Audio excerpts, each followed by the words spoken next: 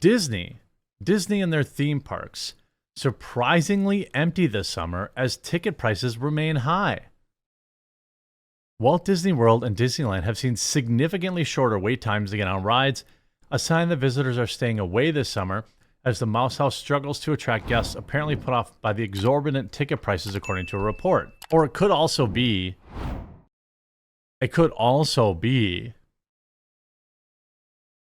all of their woke politics. It could also be that. At least that's what I think. Data from analysis firm Touring Plans shows that smaller crowds have descended on the Walt Disney Company US-based theme parks as well as its competitors, according to the Wall Street Journal. The thinning traffic is bad news for the entertainment giant, which is in the midst of a $5.5 billion cost-cutting spree that has resulted in layoffs across this division, including sports cable empire ESPN. Well, ESPN went woke a long time ago. All their morning shows turned into trying to address topical social issues, and people that actually wanted to see sports highlights, when people wanted to do sports highlights, wanted to see that from the night before, then they tuned out because all they got was politics every morning. I mean, they had Max Kellerman, Mr. BLM. They had, ironically, Stephen A. Smith was like the least political guy. I mean, he would get political at times, but they also had Jalen Rose, who's extremely political, and then what's her name, who eventually got fired for having a meltdown on Twitter. I'm trying to think of what her name is. She's got like a crappy podcast now. This is what ESPN wanted, and this is what they got. Touring Plans, which measures wait times throughout information posted through Disney Parks on their mobile apps, compiled data comparing the average wait times for rides at the 4 Walt Disney Parks in Orlando, Florida. In 2019, the average wait time to board a ride in the Magic Kingdom was 47 minutes. The lockdowns hit in 2022 and saw the wait time shrink to 31 minutes. Okay, so during the lockdown, it shrunk to 31 minutes. So far, the average this year is 27 minutes. The woman's name was Jamel Hill. Yeah, that's right. So you have worse numbers than the lockdown. Worse numbers than the lockdown in Disney right now. Wait times for rides at Epcot, Hollywood Studios, and Animal Kingdom followed the exact same trajectory according to Touring Plans. Hollywood Studios, which features Disney's Star Wars attraction, saw its third slowest day of the past year on the 4th of July. Which is so wild to me. On the 4th of July, when they have fireworks and everybody's on vacation, nobody went. Jamie Brown, a Walt Disney World annual pass holder who lives in Celebration, Florida, told the Journal that she visited all 4 of the resort's theme parks during the week of July 4th. Brown said that she managed to easily patronize attractions that normally are high demand, such as Spaceship Earth and Topolino's Terrace restaurant. I can't believe how light the crowds were, she told the Journal. Travel agents and industry analysts said the combination of high theme park ticket costs, Florida's sweltering summer heat, and the allure of visiting Europe and other foreign destinations could explain the downturn of foot traffic at the Mouses. Are you joking? Families are not taking their kids to Europe instead of going to Disneyland. Families are not going to Disneyland because of all the woke garbage. Families always found out a way to, squeak out my family. Both of my parents were factory workers, and they found a way to take me and my sister to Disneyland twice. At least once. I think twice. They save up, and people have just decided they don't want to pay, $300 to stand around all day and then also be supporting whatever woke ideology that they might not know that they're supporting. Earlier this year, Disney CEO Bob Iger, who returned to the helm, the company following the turmoil-filled reign of his hand-picked successor, Bob Chapek, rolled back some price increases at his theme parks while reinstating some free services that were available to visitors. Chapek had scrapped the free services in 2021, charging Disney World annual pass holders to download photos snapped during rides and meet and greets with Disney characters. Imagine, I mean, I can't even imagine, I can't fathom how that business model still exists.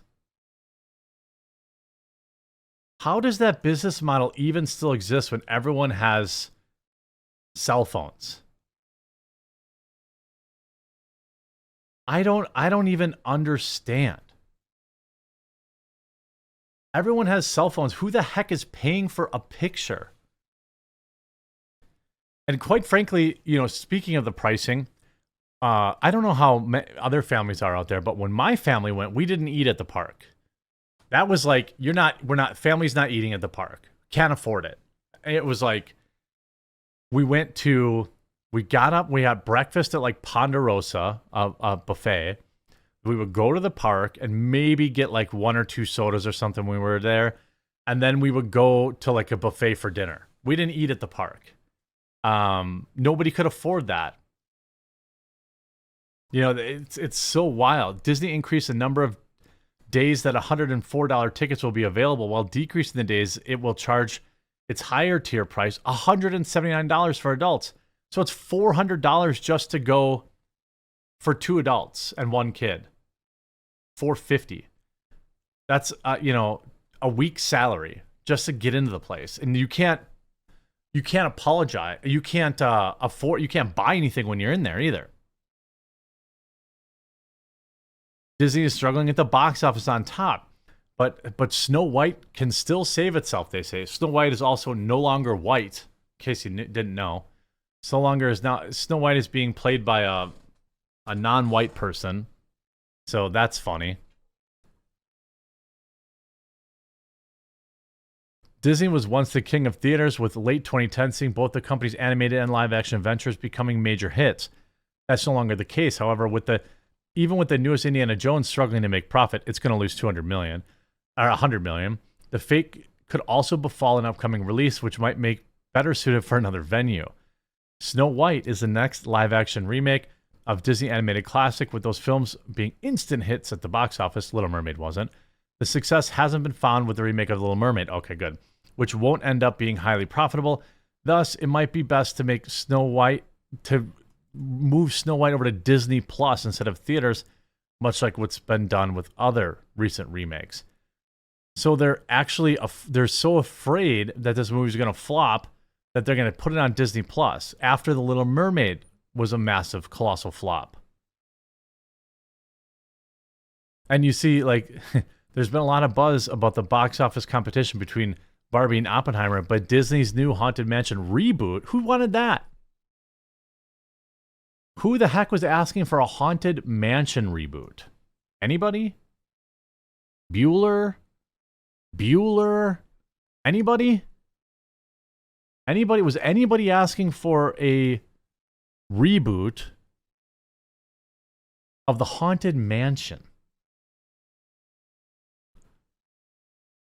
I mean, they are literally, and this article here, Disney lost over $300 million after 2 woke kids movies were gigantic box office bombs. Disney has had a huge success with CEO Bob Iger overseeing the company's multi-billion-dollar acquisitions of Pixar, Marvel, and Lucasfilm for the last 2 decades. However, the last year, the studio suffered 2 of its biggest box office tanks of all time. Both were CG animated family films criticized upon release for being woke and lost hundreds of millions of dollars. The biggest flop of 2022 was Walt Disney Animation's Strange World, which had a loss of $197 million. A Thanksgiving Day launch that failed spectacularly after a string of straight-to-Disney Plus releases. The $180 million movie follows a family of explorers traversing uncharted land. Don't care. Many on social media claim that Strange World was an example of go woke, go broke. A similar accusation was made of Pixar's 2022 release, which lost $106 million. Pixar's Lightyear lost $100 million, but there was girls that, it was the first time ever that girls ever kissed on camera. So, I mean, I guess it just proves that everybody's phobic out there, it would seem. Absolutely wild to see Disney just continue down this path. And here's the thing, there's no relief in sight for them. They have, how many, these movies have been done.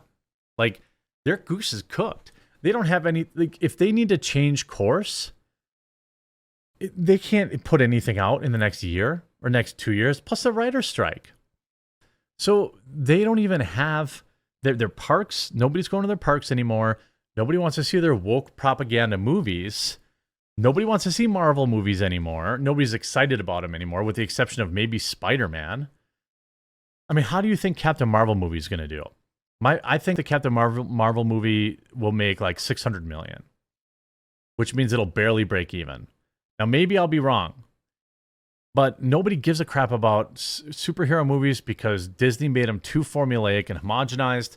Nobody wants to go to the Disney park because it's too expensive, and nobody wants to support their woke ideology. So get woke, go broke, Disney. Couldn't have happened to a better company.